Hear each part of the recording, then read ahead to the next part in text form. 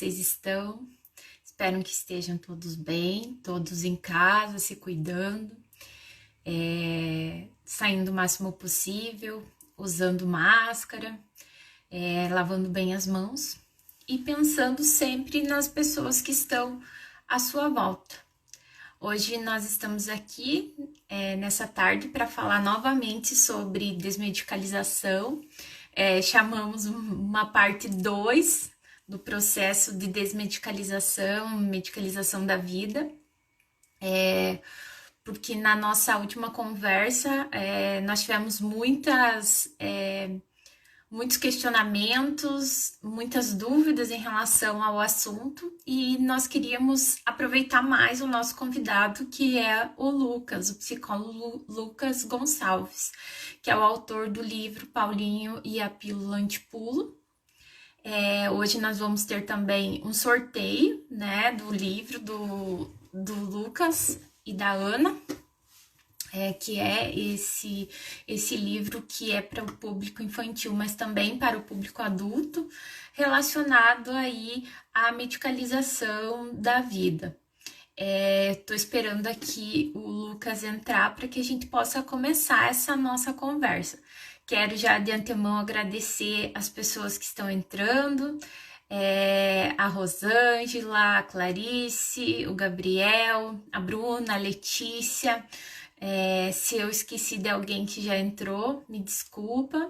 O Lucas está entrando ali. Estou mais uma vez muito grata pela participação dele. Eu vou chamá-lo aqui. Vamos lá.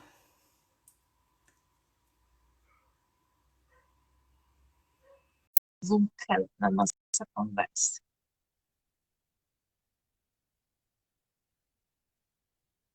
Nós tivemos durante a semana que nós tivemos a última live da desmedicalização da vida, nós tivemos muitos questionamentos. Boa tarde, Lucas, tudo bem? Tudo bem? Muito bom falar com você novamente. Obrigado. Tive um pouco de dificuldade para botar o teco aqui para. Então, Lucas, da onde nós paramos? Vamos ver. Na última live, nós trouxemos alguns conceitos sobre a desmedicalização, o processo de medicalização aí da vida. Queria que você pudesse retomar com a gente alguns desses conceitos sobre a diferença, né, de medicalização, como que é essa base teórica desse processo. Seja bem-vindo.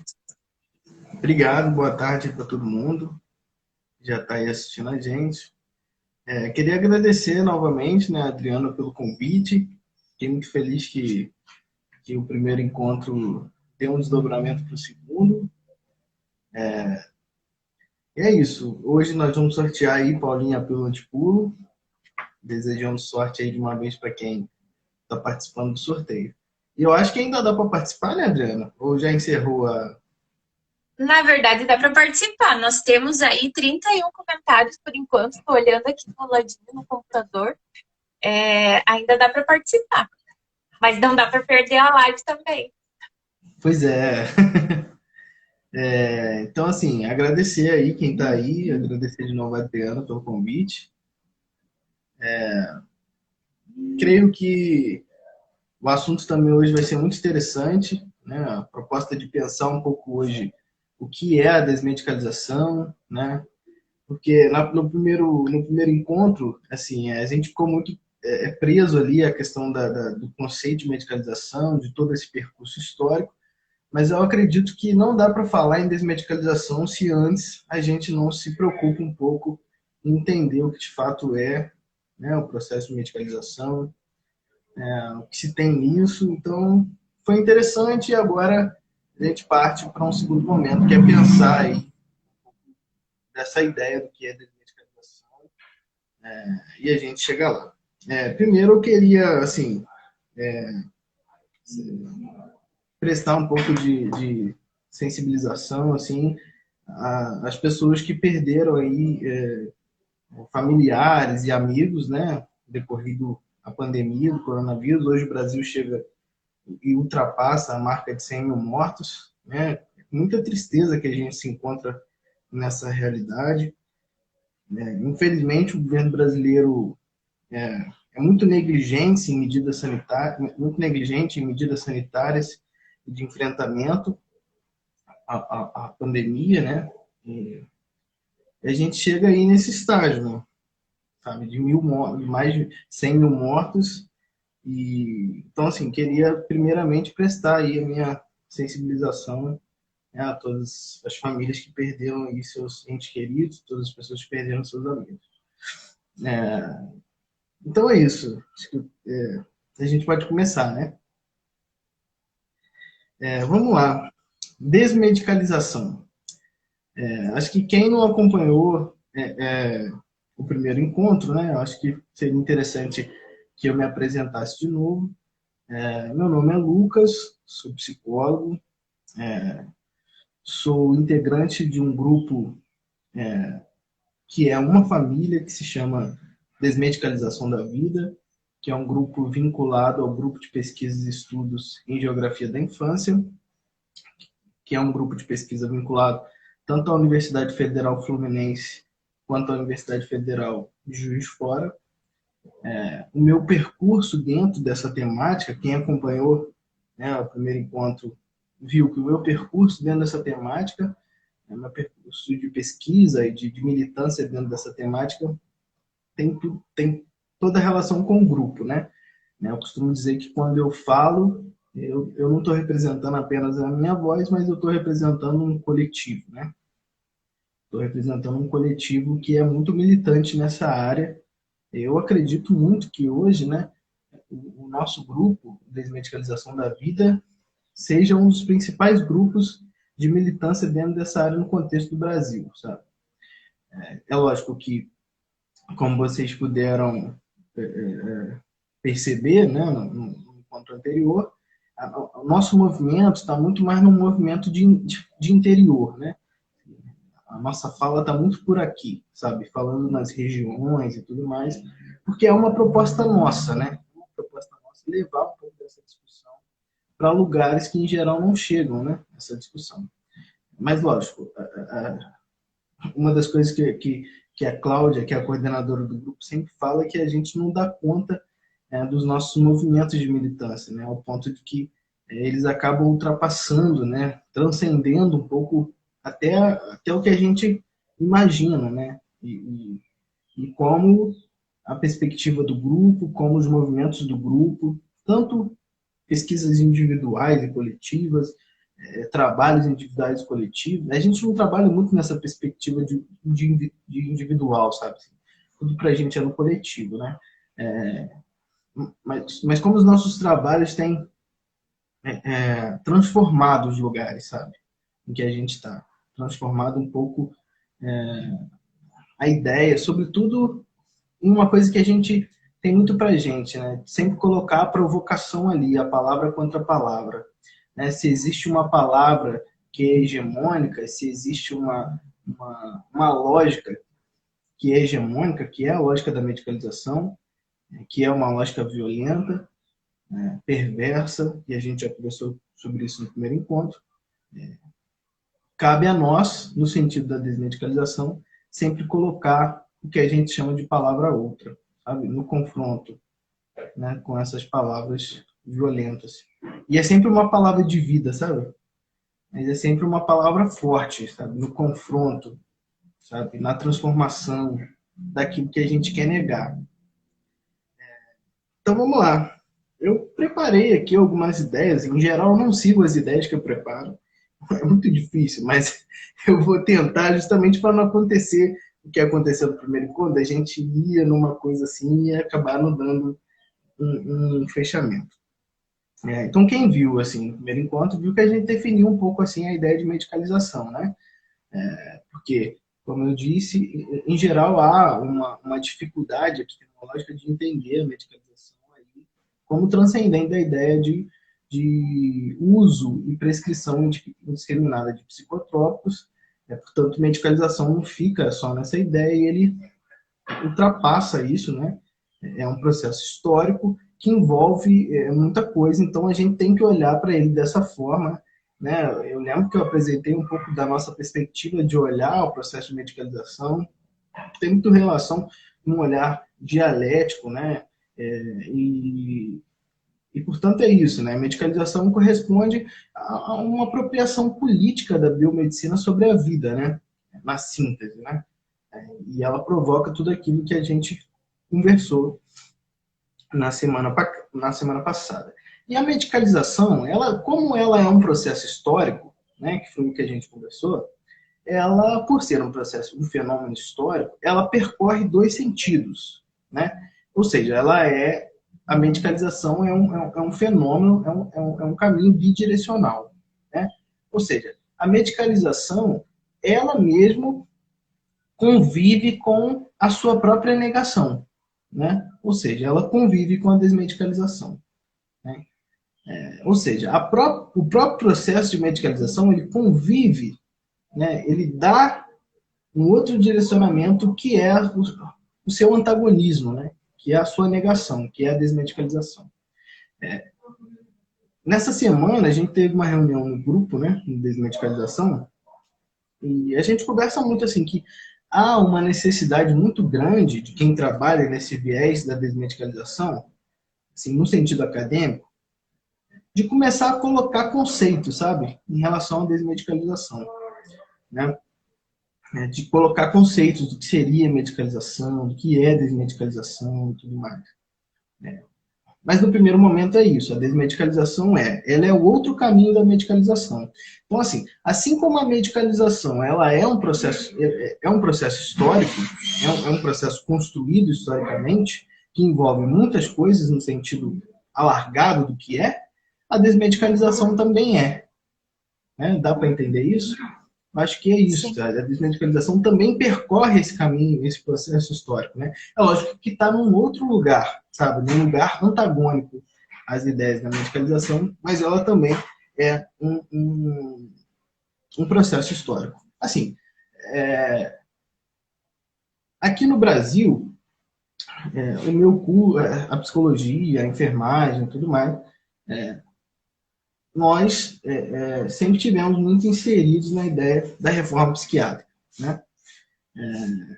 E existe um conceito dentro da reforma psiquiátrica que se chama desinstitucionalização, né? Todo mundo que é da saúde mental, que é da área no sentido da saúde mental, já se deparou em algum momento com esse conceito. Gente, perdoe-me por esses barulhos. Assim, a minha rua é uma rua muito movimentada. Inclusive, a minha rua é a Rua 22. É a rua dos doidos, no sentido ótimo. E perdão os barulhos. Mas quem é da saúde mental com certeza já teve de frente com a questão do conceito de desinstitucionalização. E todo mundo sabe que esse conceito não significa somente a retirada da pessoa asilada do manicômio, ou seja, não significa só o fechamento em si do manicômio, né? O mesmo erro, por exemplo, que acontece com o termo medicalização, o mesmo erro epistemológico que acontece com o termo medicalização, acontece com desmedicalização. Porque quando a gente fala desmedicalização, o sentido que dá a isso é sempre no sentido de que, quando se fala de desmedicalização, logicamente ele está falando de retirada de drogas psiquiátricas, ou ele está falando de alternativa à medicação, né? Em geral, é isso que se pensa em relação à desmedicalização, só que não é, né? Não é só isso, é também, né? Como a questão da medicalização é também, né, o uso e a prescrição discriminada de medicamentos, a desmedicalização é também uma ideia de pensar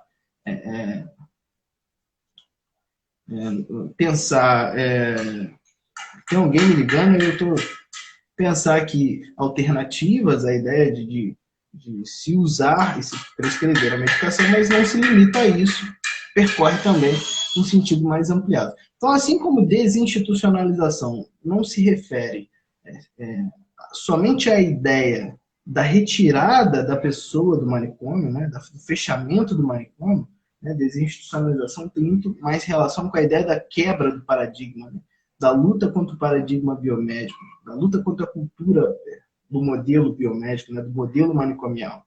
Então, a desmedicalização ela também está nesse sentido, entendeu? Ela também está nesse sentido da luta contra o paradigma do modelo medicalizante, entendendo que o modelo manicomial também é um modelo medicalizante, na medida em que o modelo manicomial é um modelo estruturado no modelo do processo de medicalização, entendeu? Então, assim, eu costumo muito dizer, e Paulo também fala isso, né?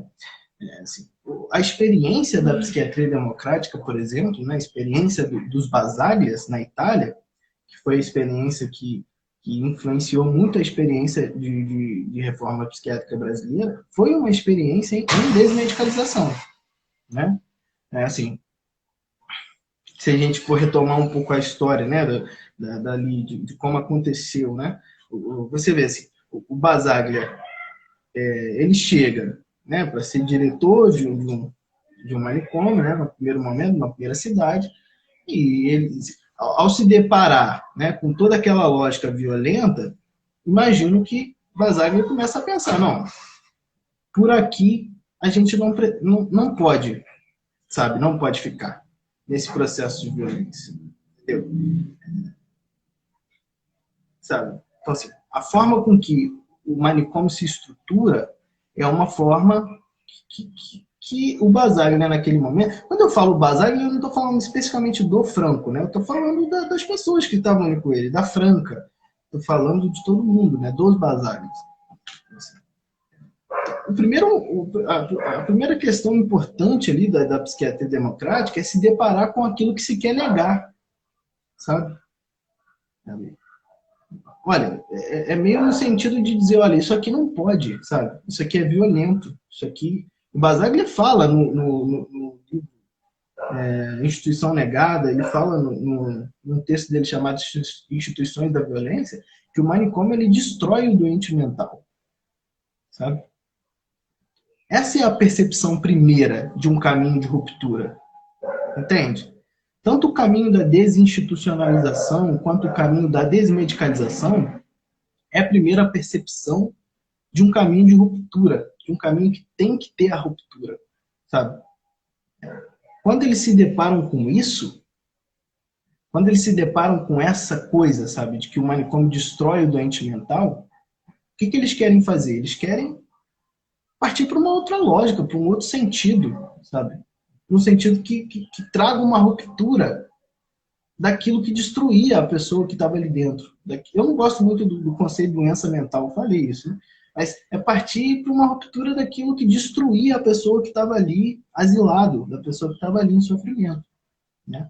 Só que uma coisa importante também, que o Rotelli, que é um dos sucessores do Basaglia, vai dizer no livro Saúde Mental, Formação e Crítica, que não se sabia o que fazer. Os Basaglias sabiam que era importante partir para um outro olhar, mas não se sabia o que fazer. E essa atitude de não saber o que fazer é uma atitude importante em todo o processo de ruptura, sabe? Tanto na ideia de desinstitucionalização, quanto também na ideia de desmedicalização, sabe? A ideia do não saber o que fazer, te coloca numa postura onde você não parte de uma ideia de hierarquia de saber-poder, que é a ideia do processo de medicalização. Entende? Então, assim, ainda na experiência da psiquiatria democrática, o que eles tentam fazer primeiro, por exemplo? Eles tentam uma ideia de humanização do manicômio, né? Então, assim, aquela emblemática retirada das grades, né? O Basaglia trazendo ali um pouco dos ideais das comunidades terapêuticas do Maxwell Jones, né? Que não são as comunidades terapêuticas de hoje, que adotam o modelo manicomial, que não tem nada a ver, né, com a ideia do Maxwell Jones. Traz ali um pouco da ideia de humanização, né? Mas, em algum momento, eles vão perceber que não é possível isso também. Não é possível humanizar um lugar que é em si desumanizante, que traz em si, sabe, uma lógica que destrói a pessoa que está ali dentro, né? Que traz ali uma ideia de mortalidade do eu, como o Goffman vai falar, né? Manicômios, prisões e conventos. A ideia da a ideia de mortificação do eu, né? O interno era mortificado. Em algum momento ele era tratado como número, né? Então, assim, eles perceberam que não dava simplesmente para humanizar, sabe, o manicômio. E eles vão, aí, lógico, eles começam um processo, e como é importante falar isso. A ideia de não saber o que fazer, sabe, dá a capacidade de um movimento que tem que ser um movimento de ruptura, né, que é um movimento revolucionário. A psiquiatria democrática é revolucionária nesse campo, né?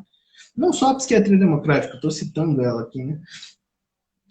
Mas essa percepção do não saber, ela te dá a chance de você ouvir aqueles que de fato conhecem o sofrimento. Né? Não ouvir, mas escutar. Vamos partir por esse. Então, o que eles fazem? Assim? Esse livro, Instituições, A Instituição Negada, do Franco, estou até com ele aqui. Você vai ver, assim, que quem tiver ele, né, vai ver que assim, a primeira parte do livro são plenárias, feitas com as pessoas que estavam lá, internas, né, juntamente com os técnicos que estavam ali dentro, com os médicos e tudo mais, e que eles estavam ali buscando uma possibilidade, né, não mais de humanização, mas uma possibilidade daquilo que é muito marcante na psiquiatria democrática, que é a superação do modelo manicomial, a superação do manicômio. Né? Assim, isso é importante num processo de ruptura. Sabe? Então, você escutar quem está ali dentro da lógica do processo de violência é um dos primeiros caminhos num processo de ruptura. Como foi um caminho, e aqui no Brasil também, né? Como assim, a psiquiatria democrática ela influenciou muito o movimento de reforma psiquiátrica brasileira e assim, os usuários, assim, e as famílias, elas foram muito importantes aqui no Brasil, no processo de reforma, né? Então, assim, para mim, sabe, é uma percepção minha, a desmedicalização segue nesse sentido de um caminho de ruptura, sabe? Então, não há desmedicalização sem a escuta daqueles que se encontram hoje na lógica de medicalização, sabe? Sem a escuta daqueles que estão aí sendo violentados por essa lógica, sabe? Tanto violentados no sentido de estarem dentro das lógicas, de estarem sofrendo as intervenções do processo de medicalização, e tanto aqueles que foram capturados para serem técnicos da violência. Tá? Então, não há possibilidade de desmedicalização sem, sabe, a ideia de escutar aquele que está dentro. Né? Que foi a partir dessa lógica que você até falou na live passada, você começou a falar sobre o trabalho de vocês com os professores. Exatamente. Porque assim... Dessa lógica. É importante você tocar nisso, que eu acho que talvez seja um tema muito interessante para a gente conversar, dessa nossa experiência. Por quê? Desmedicalização, assim, e é importante tocar nisso, ela, além de ser esse processo onde você deve ouvir, escutar, melhor o termo, né?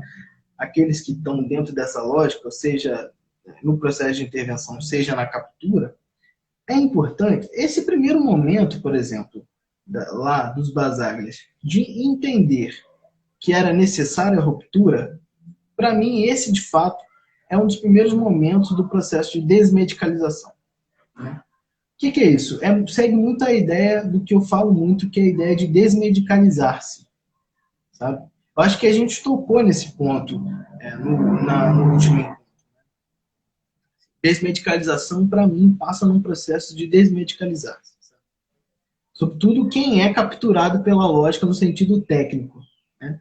A minha formação enquanto psicólogo é uma formação extremamente medicalizante, sabe? Extremamente dentro de uma ideia por exemplo, eu tive 3 cadeiras de psicopatologia, psicofarmacologia, e em um momento eu estudei, sabe, desmedicalização, em um momento a gente a minha formação foi muito deficitária também, de algo mais forte no sentido social, sabe?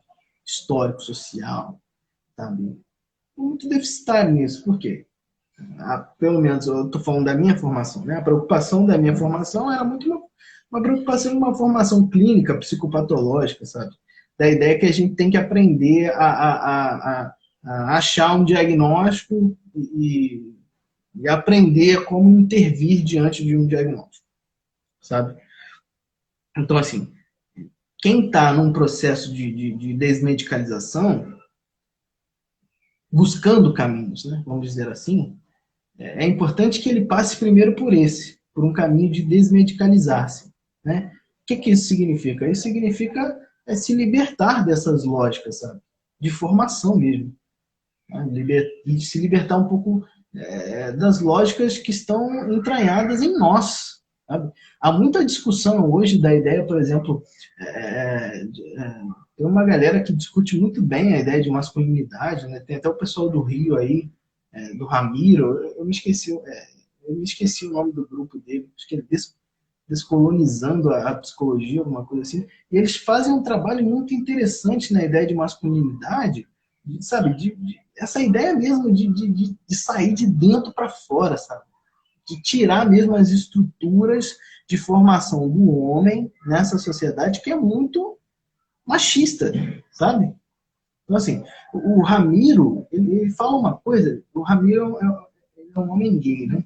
Ele fala uma coisa que é impressionante. Ele falou que ele, enquanto gay, em algum momento ele se viu machista, sabe? Por conta dessa lógica de formativa, né? Então, assim, a necessidade de uma retirada de dentro para fora, sabe? Eles trabalham muito no sentido da desconstrução, né? Essa ideia de desconstrução é muito forte. Então, desmedicalização está muito nesse sentido também da desconstrução daquilo que nos formou enquanto um processo de medicalização para assumir um novo lugar, né? Para assumir, né, uma ideia de desmedicalização. Você falou da experiência nossa aqui com os professores, e eu vou falar dela, né? Aqui, eu sou de Três Rios, uma cidade do interior do Rio de Janeiro, e a gente teve a ideia de montar uma formação para professores, que a gente chamou, que é uma formação continuada, né? E a gente abriu aí tanto para os professores da rede pública quanto os professores da rede privada. O nome da formação foi Educação e Medicalização da Aprendizagem. Né? A princípio, era uma ideia de começar a trazer um pouco da temática, né, no sentido formativo, né, dentro da educação, aqui em Três Rios. Esse curso foi realizado na FAETERD, daqui de Três Rios. O curso tem ligação com o Grupeg, né, e com a FAETERD. Mas por que assim que a gente pensou nesse curso em termos de formação, né? Como a gente falou, assim, o processo de medicalização, por ser um processo histórico, um fenômeno que ele vai alcançando a sociedade, né?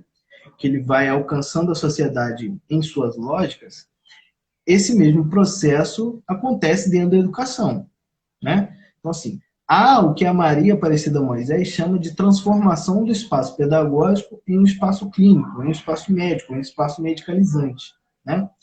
Então, assim, a educação, ela é também invadida pela lógica da medicalização, sabe? E nesse processo da invasão da lógica de medicalização dentro da educação, dentro do espaço pedagógico, a nossa hipótese, né, que a gente trabalhou no artigo Educação, Patologização e Medicalização, é possível quebrar essa corrente? Que é um artigo publicado pela Revista Educação em Foco da Universidade Federal de Juiz de Fora, meu e de Cláudia, coordenadora do Desmedicalização da Vida. A gente trabalha na hipótese de que o professor, no processo de transformação do espaço pedagógico em espaço clínico, ou seja, na medicalização do espaço escolar, o professor, ele acaba por ser capturado por essa lógica. Né? Então, assim, o que há nessa capturação? O que há nessa capturação é a transformação do discurso e do olhar do professor para uma lógica de medicalização. Vou dar um exemplo disso, né?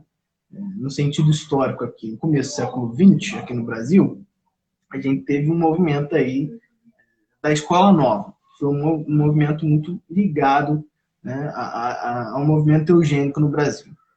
Então, aquela ideia de higienismo, sabe? De controle, biopolítica e tudo mais. Né? A eugenia, né, muito relacionada, lógico, com os médicos, né, com a biomedicina, ela encontra na escola um ótimo lugar de vigilância, né, da população, né, e das tentativas do processo eugênico. Né? Então, assim, o movimento da Escola Nova, que é um movimento de transformação do processo educativo e tudo mais, ele acaba por ter um dos seus viéses de formar o professor numa nova lógica, num novo sentido, que tinha uma ideia de um cientificismo e tudo mais, tudo mais. Então, assim, já nesse momento, no começo do século XX, né, historicamente, a gente vai ver já a forma com que o professor ele vai sendo capturado por essa lógica desde esse começo. Assim, eu tenho livros aqui, é um livro fantástico, chama Medicalização das Raças, posso depois indicar para o pessoal também, que fala que o professor, por exemplo, ele acabou virando uma espécie de secretário do médico, onde ele identificaria as desordens, né, no espaço educativo e encaminharia, né, esse aluno que estava dentro da ideia de desordem para tomarem as intervenções ali, né, da ideia deles. Então, até hoje é assim. Né? Para você ver que é um processo cultural, né? A forma com que o professor é capturado, muitas vezes o coloca nesse lugar, sabe? Coloca nesse lugar de identificação das desordens, né? No sentido da identificação de comportamentos e de formas de ser e estar no mundo que são, não são aceitos pela né, normatização pedagógica, e o professor acaba ocupando esse lugar, assim, sabe? Eu fui auxiliar de pesquisa de pós-doutorado de Cláudia e a gente foi investigar um pouco do que se chamava de pedologia no Brasil. Né? Pedologia está muito relacionada à ciência da criança. Né? Porque no doutorado ela estudou a pedologia histórico-cultural de Vygotsky, né? Como o Vygotsky desenvolveu essa ciência dele, né? E aqui no Brasil a gente foi estudar como é que se deu, né, a pedologia no Brasil, porque foi algo muito interessante, porque nós aqui no Brasil tivemos um movimento pedológico, faculdade de pedologia, compêndio de pedologia, mas na historiografia brasileira não há poucas evidências da pedologia, do movimento pedológico no Brasil. Né? A gente, lógico, descobriu que o movimento pedológico no Brasil não tem nenhuma relação com o movimento do Vygotsky, né? Assim, é completamente diferente, mas houve, né, um movimento. E existia aqui no Brasil a faculdade de pedologia, que era a faculdade responsável por formar os professores nessa lógica. Assim, lendo o compêndio de pedologia, né, que é do professor Clemente Quaglio, ali, efetivamente, ele está ensinando o professor exames que eram feitos para identificar o normal e o patológico. Entende? Sim, exames de vista, lógico, de algumas coisas assim, mas também da ideia de cognição, sabe? Da ideia do mental. Então, assim, só um exemplo de como é histórico esse processo da captura do professor. Né? E, contemporaneamente, isso seguiu historicamente. Né? É lógico que quando eu falo isso, eu não estou falando a um ataque ao professor, sabe? Eu encaro isso muito mais como uma defesa, sabe? No sentido de que o professor é capturado por essa lógica e acaba que vicissitudes pedagógicas, né, crianças com dificuldades no aprendizado, comportamentos, eles deveriam e devem ser um problema pedagógico, não um problema médico, sabe? E quem tem responsabilidade sobre um problema pedagógico, por exemplo, o fato da criança não aprender determinada coisa, é o professor, não é o médico, não é o psicólogo, entende?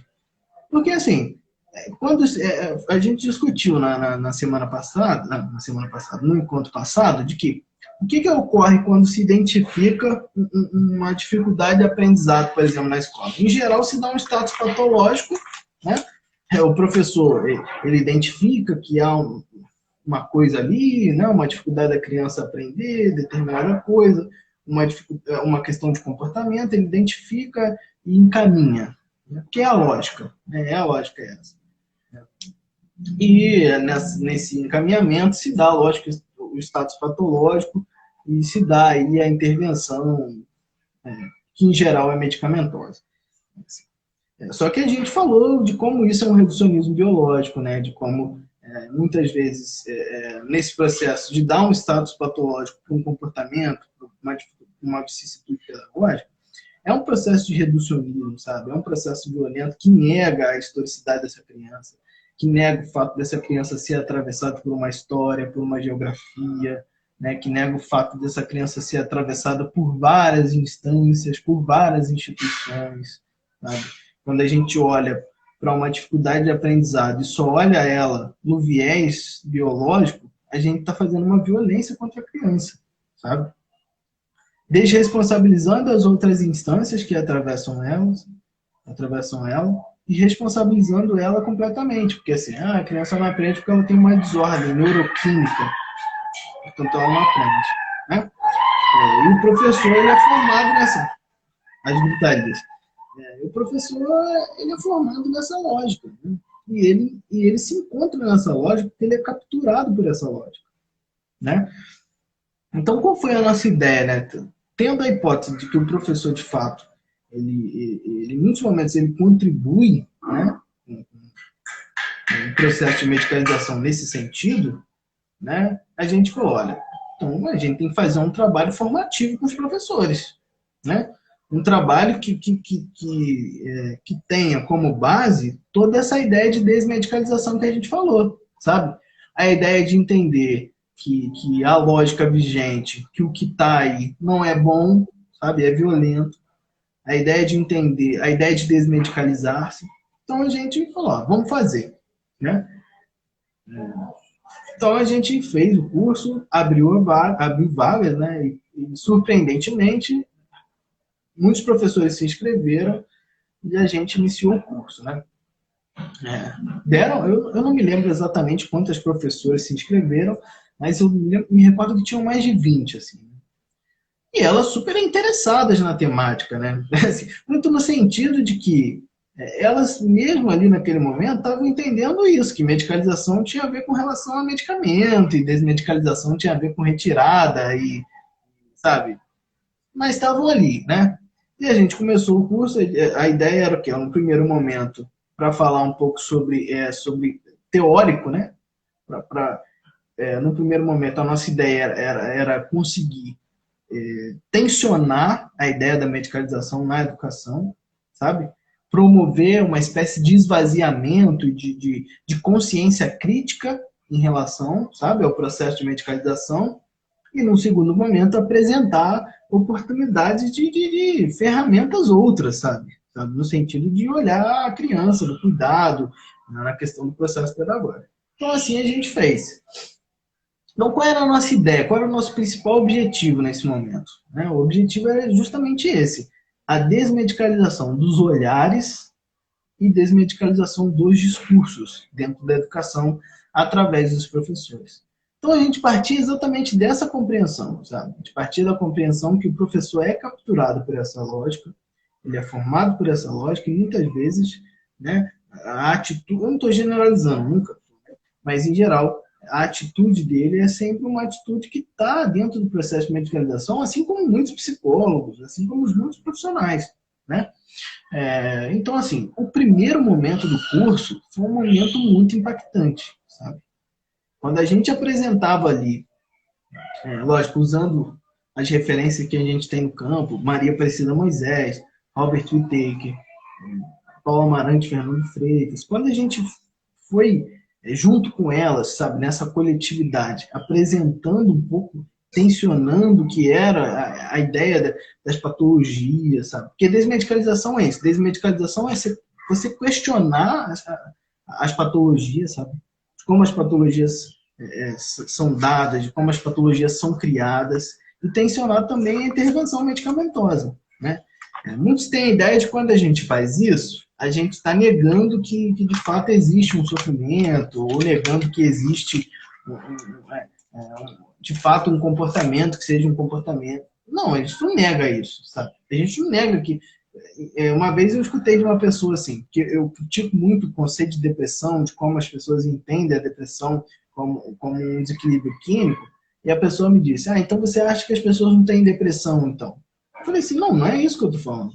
Eu estou falando que a ideia, o conceito de depressão, a ideia que se tem sobre o que causa uma depressão, e a intervenção sobre o que se tem a ideia de que causa, que está errado. As pessoas sofrem, né? As pessoas sofrem, estão sofrendo cada vez mais, mas como reflexo de uma sociedade que a gente está vivendo hoje, uma sociedade que de fato adoece as pessoas, sabe? Então, quando você fala, como a biomedicina diz, que a depressão tem relação com a baixa serotonina, sabe? Com desequilíbrio químico, você está negando completamente a historicidade desse sujeito, sabe? Você está negando que você está numa sociedade que adoece as pessoas, você está negando que essa pessoa se localiza num espaço geográfico, que os encontros e desencontros da vida dele podem contribuir para que ele esteja nesse sofrimento, sabe, do que se diz depressão. Sabe, mas não, a biomedicina localiza a depressão simplesmente num substrato biológico, como causador. Sabe? E a intervenção é medicamentosa. Mas a gente esvazia um pouco da ideia da patologia, de como se entende a patologia, Adriano. Isso é importante falar para quem está nos assistindo, porque assim, depressão, TDAH, ansiedade, TOD, nenhum desses, sabe? E eu estou falando aqui, vocês podem conferir, sabe? Não fique só aqui no que eu estou dizendo. Vai lá em medicalização em psiquiatria, vai lá em anatomia de uma epidemia. Acompanha aí as publicações do Medium Brasil. Nenhuma dessas tem marcadores biológicos. Nenhuma dessas. Nenhuma dessas tem explicações biológicas comprovadas. O que se tem são hipóteses. Sabe? Mas nunca a biomedicina conseguiu comprovar que, de fato, existe ali o que eles dizem que causa a depressão, em termos cerebrais, em termos de desequilíbrio químico. Entende? Então, por isso que a gente desvia. Porque, assim, eles fazem, lógico, essa trama de entender isso muito ligada à ideia da venda dos medicamentos psicotrópicos, né? A ideia da união da indústria farmacêutica e a psiquiatria, a biomedicina, e a intervenção em geral que se tem sobre essas patologias, sobre esses sofrimentos, que são a ideia, o fato da pessoa sofrer, estar no estágio depressivo, é um fato da vida, né? Mas como eles encaram isso de uma maneira biológica, a intervenção que se tem é um antidepressivo. E o antidepressivo, ele não cura ninguém. Entendeu? Do que serve um medicamento que ele vai agir, né, num desequilíbrio químico que não existe? Entende isso? Pelo contrário, assim, os estudos mostram que é com a intervenção medicamentosa que se cronifica os sofrimentos. Aí que dá para a gente entender um pouco da agressividade que é o processo de medicalização. O Brasil hoje é o primeiro maior consumidor de Ritalina do mundo. Cada vez mais crianças estão sendo inseridas na lógica da medicalização, tá? Inseridas numa patologia, porque o DSM é isso, né? O DSM, todas as suas patologias descritivas, o DSM é uma grande malha discursiva, como diria o Pedro Almeida, um grande amigo meu, é uma grande malha discursiva que captura todos os comportamentos humanos, né? Não há possibilidade. Tem uma parte do livro aqui, do Fernando e do Paulo, que eles dizem assim, nada escapa. Nada escapa ao processo. Aqui, tá aqui. Lógico, está espelhado, mas capítulo 5. Ninguém pode escapar. Sabe? justamente porque essa é a lógica de uma malha discursiva que captura qualquer tipo de comportamento e coloca no status patológico, e desse status patológico sempre uma intervenção medicamentosa. Tem Lucas, muito você mais podia. relação. Não, pode, Pode, pode, pode. pode terminar. Não, Não, na eu diria verdade, que só, eu eu queria só que você diria falasse que. um Ah, pouquinho sobre de toda essa lógica, né, que você colocou, que eu acho que agora ficou muito mais claro e bem pontuado, né, que é essa lógica do sujeito, quando a gente vê o livro, né, do Paulinho e a Pílula Antipula, é exatamente isso, né? Em algum ambiente ele é o normal, né? E no outro ele passa a ser anormal. Eu sempre falo, até no meu livro, né, Alguns Loucos no Jardim, eu sempre coloco que o que é normal ou não depende sempre do lado do que você olha e as referências que exatamente. você tem, né? E eu queria que você falasse um pouquinho sobre o livro, como que a ideia do livro foi construída, né? E de que forma que ele tem atingido os professores e a educação, né? Nesse processo aí, como, como fechamento de tudo que a gente falou nessas duas lives. Legal, assim, o Paulinho pelo Antipulo, ele foi pensado exatamente quando eu e Clara começamos a conversar sobre ele, né? A primeiro momento eu tive a ideia de porque assim, havia uma necessidade nossa, sabe, nesse caminho, de construir um material que pudesse nos servir de possibilidade de inserir essa temática, sabe? Num sentido que não fosse um sentido maçante, né? Um sentido de acadêmico, né? Então, assim, havia essa necessidade para a gente de um material interessante para discutir isso, sabe? No ambiente escolar, discutir isso com as crianças. Eu vou chegar lá. Então, assim, a gente começou a pensar e eu tive a ideia, né, de falar, pô, vamos escrever um livro infantil. Conversando com Clara, a gente foi tendo as ideias, montamos o texto e tudo mais, e o livro se desenrolou nessa lógica, sabe? Na lógica de ter um material que pudesse ser um material interessante para a gente trabalhar com os professores. Então, assim, a princípio, o material foi, o Paulinha pelo Atipulo, foi um livro feito para professores, sabe? Porque nele traz todo, né, quem já leu sabe. No Paulinha pelo Antipulo, ele toca em todos esses assuntos. Né? Ele toca sobre a ideia de como, né, o olhar dos adultos da escola, eles são um olhar de medicalização. Ele toca na ideia da patologização, ele toca na ideia da medicamentalização, ele toca na ideia do reducionismo biológico, né? Quando se olha a história de Paulinho com um olhar totalmente travado somente no comportamento, sabe? Quando não se olha o Paulinho de uma forma ampliada. Como você disse, o Paulinho ele vem de uma cidade chamada Pulanópolis, né? Uma cidade onde a vivência de todos os moradores era uma vivência tramada nos pulos, sabe? Na necessidade dos pulos, enquanto aquilo que era o normal da cidade de Pulanópolis, né? E ele vai para uma outra cidade, consequentemente para uma outra, e essa é patologizada. Né? A vivência do Paulinho enquanto um sujeito pulador é patologizada. Né? E dão a ele ali eu vou dar, assim, todo mundo acho que já leu, já está aí em audiobook, né?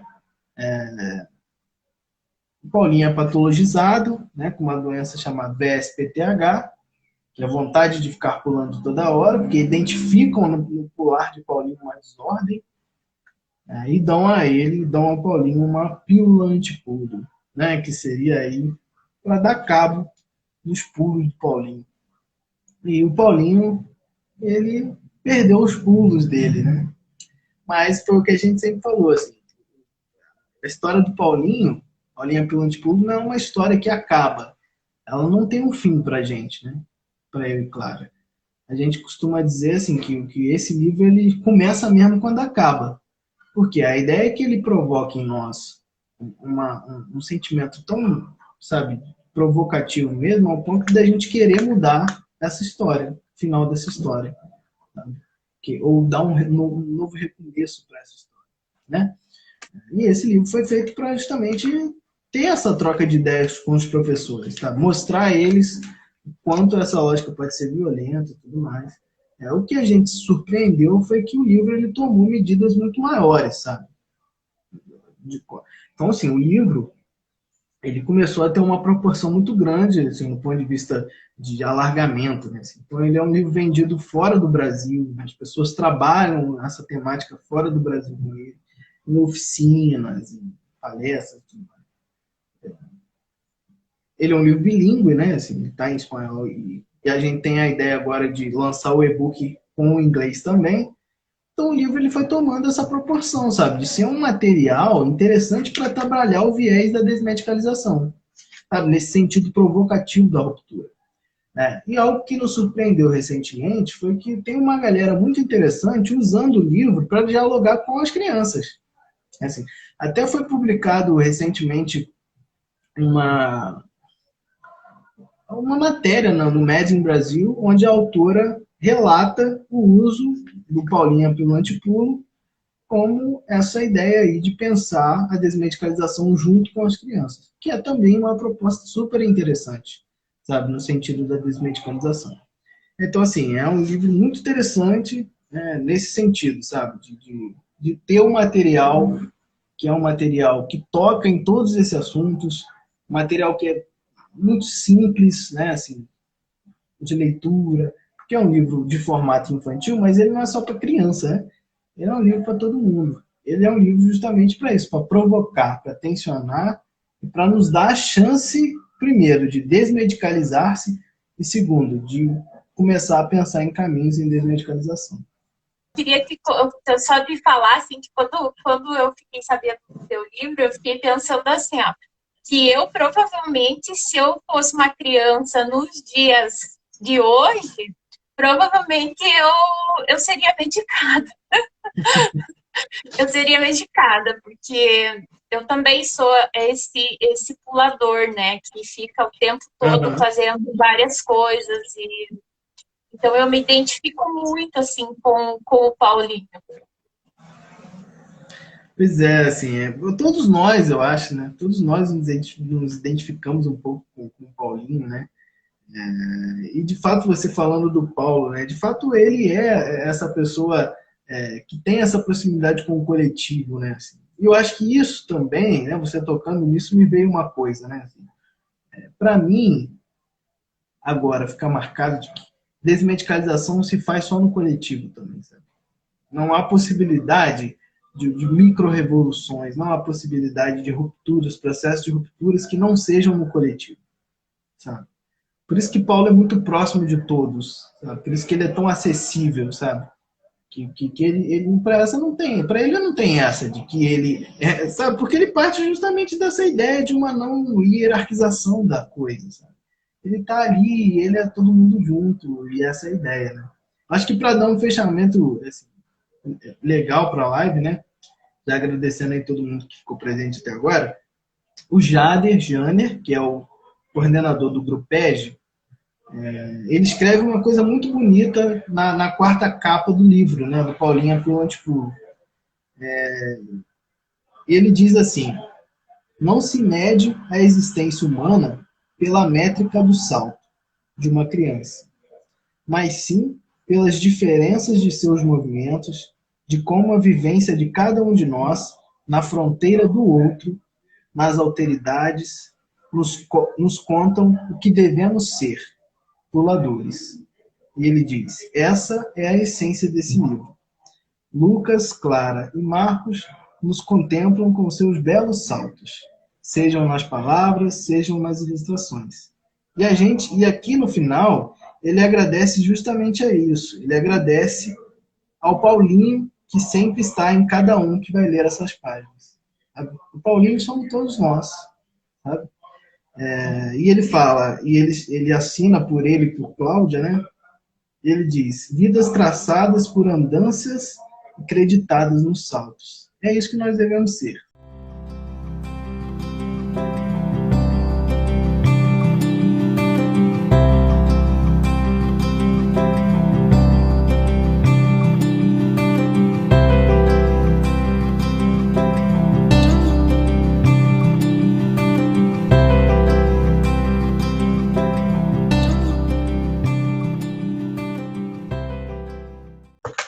reguladores.